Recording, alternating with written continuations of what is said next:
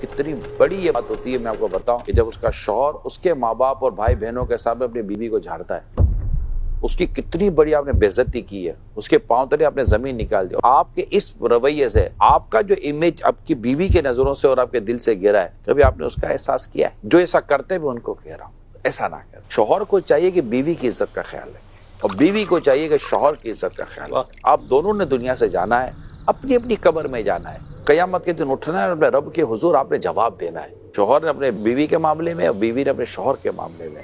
تم سے تمہارے ماتحت کے بارے میں پوچھا جائے گا۔ ہم مسلمان ہیں، ہمارے سامنے جزا اور سزا کا معاملہ ہے۔ سینگ والی بکری نے اگر بغیر سینگ والی بکری کو سینگ ماری، قیامت کے دن اس کا بھی حساب ہوگا۔ ظلم ہوتا ہے، زیادتی ہوتی ہے۔ اب بیوی شوہر پر کرے وہ بھی پھنسے گی، شوہر بیوی پر کرے گا وہ بھی پھنسے گا۔ اگر بہو ساس سسر اپنے سسرال والوں پر ظلم کرے گی وہ بھی پھنسے گی، اگر وہ اپنی بہو پر ظلم کریں گے وہ بھی پھنسیں گے۔ ہم میں سے کوئی بچا ہوا نہیں ہے، یہ یاد رکھیے گا۔ بالکل میں واضح طور پر آپ کو عرض کر رہا ہوں، بچا ہوا نہیں ہے۔